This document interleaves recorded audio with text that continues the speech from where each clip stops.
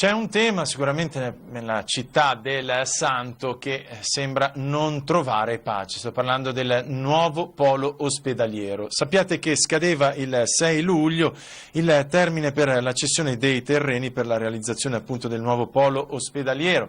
A margine appunto della presentazione tenutasi questa mattina della Fiera delle Parole abbiamo voluto approfittare della loro presenza. Sto parlando del sindaco Sergio Giordani, ma anche di Rosario Rizzuto, che è il magnifico rettore dell'Università di Padova, sicuramente uno degli attori principali per quanto riguarda questo nodo.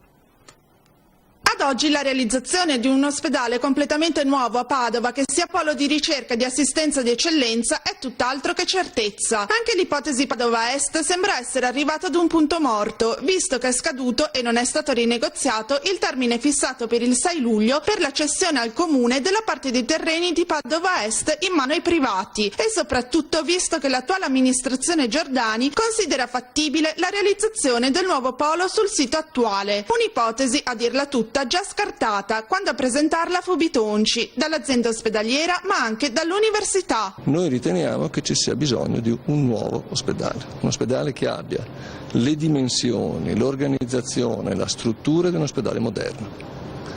Lo dicono anni di dichiarazioni pubbliche che non sono cambiate. Un'istituzione come la nostra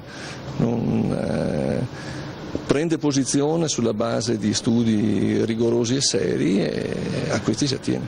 Avevate detto che era come costruire un nuovo ospedale sul sito attuale, era come cambiare un motore di un aereo mentre volava? Beh, diciamo che chi va in ospedale e vede la fatica per gli operatori e per i pazienti dei lavori in un singolo reparto facilmente si immagina che cosa significa rifare completamente un ospedale nel momento in cui ci sono i pazienti dentro. Più che mai fiducioso il sindaco. Sapete la mia idea, per cui con calma io voglio ragionare con tutti quanti, con Luca Zaia, con il rettore, con tutti, e troveremo la soluzione, punto.